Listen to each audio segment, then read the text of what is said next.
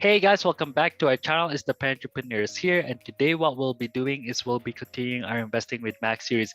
If you guys have not watched the previous video, I highly suggest you guys go watch that now. As a disclaimer, this is just for educational purposes only, and if you guys are looking for financial advice, I highly suggest you guys seek out a registered financial advisor. If that makes sense, let's get started. All right, I'll share my screen with you guys now. Let's get going. All right, let's do this. Make this up bigger. Woo! So yeah, so what we're gonna be doing today is we're gonna be looking at LifeIs again. And what's crazy about this is this stocks, when I was showing you guys, it went down a few weeks ago. No, I guess November 24th. What is it now? November 24th. So it's basically almost 3 weeks, right? So okay, November 24th, 1, 2. Oh yeah, I guess it's almost, yeah, 1, 2, 3. I guess almost 3 weeks. And basically, you can see here that the stock itself, it hit an all-time low, and you can see here that the low of this was 7.5. Imagine if you would have got in at 7.5, right? Then you would have cashed out at, let's say, 11.5, the high. But yeah, what I wanted to show you why this happened, this major spike, was there was a big catalyst that went on. And what happened was that on the 29th, right on the 29th, there was a big news. And basically the stock even got halted for, I can't remember, it might have been just for a few minutes or something like that. Then after that, it got, it got started again for trading. So on the 29th, there was a news. Then on the 30th, there was a pretty big jump on the volume, and it spiked. And this was a great indication of the early morning. It was a lot of hype. Then from there, it did a it did a pull back. Oh my gosh, I can't talk today. But yeah, it did a pullback. Then it went as low as 10 cents. But think about this, guys. So why I wanted to show you is if I scrolled up to what went on the 29th, and you can see here that NASDAQ on the 29th at 8:45, LifeIs launches MICRA, a biosciences and consumer wellness company operating at the intersection of cellular health and human aspiration. Then if you click on this, you'll get this pop up. But look at this. It's weird because normally when they do a trading halt, and they did a trading halt on, I guess it says here 9:03, then it resumed at 9:21, right? So almost 20 minutes. Normally when they have news like this, right? Normally they would halt the stock first, then they would announce the news. Then once the news is announced, then they would resume the trading. But yeah, for some reason, I don't know what happened here, but it looked like they showed the what do you call it? They showed the news. Then after that, it halted. So okay, it happened at 8:45. Then after that, at 9:03, they halted it. Then after that, 9:21, they resumed it. So that's when the hype started occurring. And if I go to the actual press release, it's actually a lot. Like I'm like, oh my gosh, it's a lot of things to read. But it's not much. But I mean, I'll just go over the highlights here. You can see LifeIs launches MICRA, bioscience and consumer wellness company operating at intersection of cellular health and human aspiration. So you read all through this. So like, okay, that's cool. That's no problem. Okay, then you come across a baseball player who wants to collaborate in this project, right? So you can see here, continue. MICRA intends to bridge the scientific gap between cellular health and consumer wellness. In collaboration with MICRA's first human inspiration, Jose Batista, We're applying and developing new application of bioactivity compounds to develop innovation consumer products and delivery methods to increase your body's cellular ability to recover from any stress you put in under. So I'm like, who the heck is this guy? Jose Batista. I'm like, this guy must be a baseball player. So basically, you just keep on reading this. Then it talks about, baseball superstar Jose Batista. So I'm like, okay, I read this. He sounds like a pretty legit guy. He sounds pretty cool. He likes his health. He's a athlete, so he probably prioritizes health a lot, right? So I basically wanted to see what he does, how much he makes, and all you need to do is to just Google him, right? So you just go Jose Batista, and you can see here he's a baseball right fielder, and basically I guess his nickname is Joey Bats, and he's from Dominican Republic, and look at how much he's making.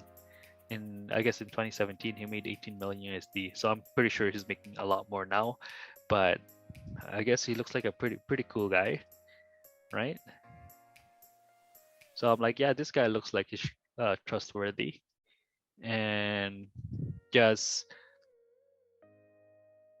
when you read the compensation and all that stuff, so it looks like it's a pretty reasonable compensation for what he'll be getting in terms of the collaboration that he's going to be doing with Lifeis, right?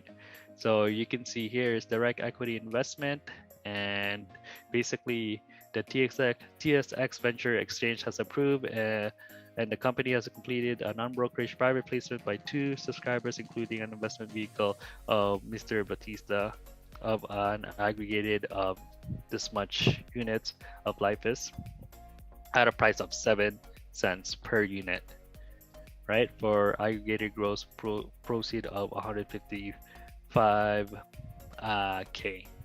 So yeah, that's not 5. I guess for 155K, he'll get this.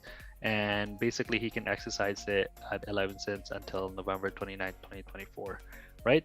So I'm like, okay, that's a pretty good news, especially I've noticed with any collaboration that the industry gained over the past years, kind of like Snoop Dogg. There was a few other ones that I've noticed that anybody that partner up with those superstars, they tend to go up, right? They tend to go up crazy, and in this case that happened. So if you look at the charting, so I'll go to Lifeis here, and you can see, look at this volume. So normally, on the 24th the volume was nothing, it's like 131K. Then on the 25th it was 177K. On the 26th 300K. So it looked like it was going up a little bit, right? Maybe there was a leak of news of what's going on. But on the 29th, look at this, from let's say 300K to 1 million traded, right? 1 million plus traded in that single day. Then on the next day, it even surpassed that, and it went to 1.52 mil, right?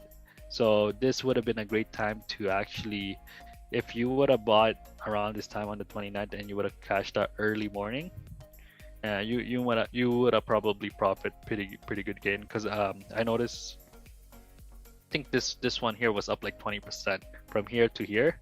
At one point it's like you were up 20% easily, right? So that's a good indication of there was some pretty good interest there. But like what I said before, it did a pullback because it's December. So a lot of the traders, investors, don't really do this unless they're looking for tax loss. And for the next year, they can lower the tax, but for the next year, make more money, right? Traders, I know they do this, is that they're like, okay, you know what, I want to get out of this trade.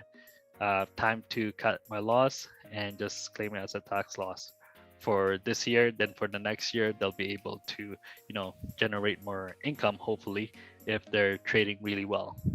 But that's what I wanted to show you guys. There was a little bit of action there, not much. Overall, the cannabis industry has been in a downtrend still, and we're gonna double check to see what's gonna happen in the next year around January and February, because like what you can see here, that there was a pretty good spike in January 2021.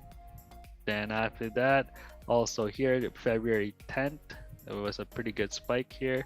So let's see if we're gonna see that pattern again, because this stock has been beaten down very, very.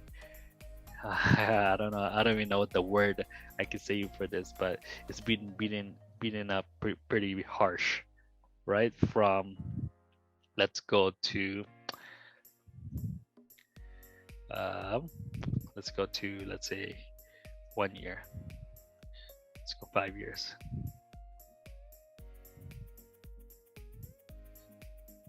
Whoa, what?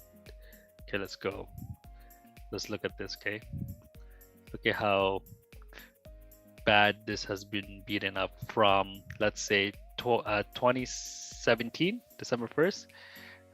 The stock was at $4, right? This was the spike. And the 2018, it was the high of $3.95, so almost $4. Then after 2018, 2019, 2020 has been a downturn, and it decimated the stock drastically. And now we're at 2021, and it's just trying to, I guess, trying to recover from here. Like you can see, February tried to recover, but it's still going down. That could be due to the economy and all that stuff. But let's see what happens, right? Let's see what happens in the next few months, because maybe it's that time of season when it's gonna go down, but the next season maybe it might get better. Okay, so yeah, that's Lifeless. So the definitely wanted to highlight that.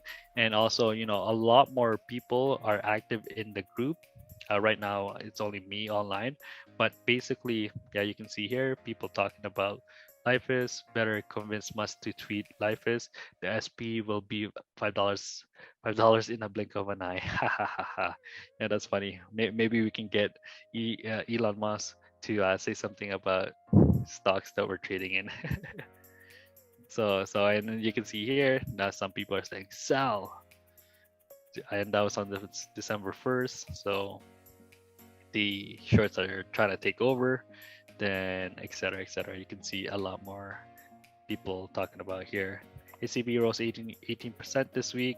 HMJ 10%, and only this blah blah blah is anemic, disappointing. So yeah, there's more there. But also what I wanted to show you is Rip Capital. The same thing, right? It's majority of the stock are hovering in their support, and it even broke, like you can see here, Rip Capital, it even broke this support. So now it's looking at the new support resistance. Like from here at this day, it was looking at a new support resistance, but it looked like it closed on Friday today above 150, right? So it was a high of 151, but it closed at 150. Right, so it's trying to hover on the support resistance. And if you can look at ACB, broke the support and resistance from, let's say, 712 and to the resistance at 801. So you can see that this here,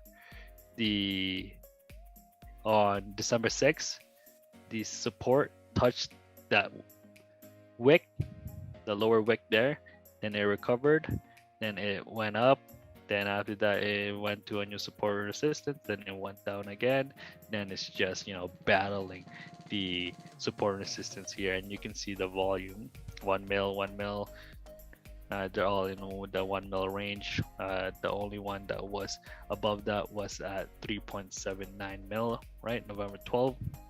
But it's been really the stocks are just hovering in the support resistance, and normally if they're just hovering in the support resistance, they tend to hit a newer lower low and lower high. And if I go to read, same kind of scenario here, right? You can see that here it's been on a downtrend. It did a a U shape, and it looks like it's forming a cup and handle, and it didn't break this. Then it's going down, and hopefully what we want to see is like it's forming this handle here. Maybe I'll try to recover and go to a new support resistance, but from what you can see here, it looks like it's just trying to hit the resistance at 1147, and if that happens, we might see a newer lower low and lower high. We'll have to keep an eye on that. So if you're trading canopy growth, there's opportunities for you to probably short the stock. If you're looking for long, if you're long on this one, just be careful on the support and resistance, because as you can see here, the volume, it was picking up. You can see here it picked up at November 5th, and it was at 587, and it's just hovering around there. And you can see at one day it was only trading at 319k on the 25th, right? So there's a lot of volatility for sure, not much consistency, but let's see if we can, in the next few, I guess, weeks or months, let's see if we can see a reversal trend. Because right now, I'd be wary if you're long to keep adding more stocks or keep adding more units in your portfolio, right? Just wait it out for now, because it looks like it's still going on a downtrend. If you do see this on a downtrend and hit the support resistance, I would be very wary, like what I said. But if you have the the cash, definitely it might be a pretty good time to buy if it hit this support resistance, and just wait it out a little bit just to form the pattern. And if it does that if it forms that pattern, then what you could do is you can actually try to buy a little bit more at a cheaper price, then go from there, right? So yeah, that's what I was saying before. Stocks right now, it's pretty brutal if you're long, but if you're short, you're probably laughing and you're probably on your way to the bank because you're making some pretty good cash. So if you guys have any questions, definitely let me know. Like as usual, what I'm gonna do is I'm gonna show you my portfolio and look at how horrible this is. And you can see here that the unrealized gain or loss almost 10k, guys. So I'm down 61%. So it's better than the last video that I showed you. I think it was like a 70%, right? But now it's down like I'm almost down 9,267, almost 10k for this, for sure, right? So you can see here, life is 9,504, 82 cents. It's down at 68 and 74 cents. Riv Capital, because I bought this such a low price, that I'm still up at 30% on this one. So basically, we'll see what's gonna happen. I know December is almost ending soon, so it's already the 10th. So we'll get 3 weeks. I'll do my recording. So oh yeah, so that's close to New Year's already. Man, it's crazy. Time's flying by. So January, let's see how the stock will react. Is it gonna go up? Is it gonna go down? But right now, the market is pretty low. It's tax loss season, so I expected this. So let's see what's gonna happen in the next few months. Let me know what you guys think. All right, so comment down below if you guys have any questions, or direct message me, and we'll see you in the next video. Take care.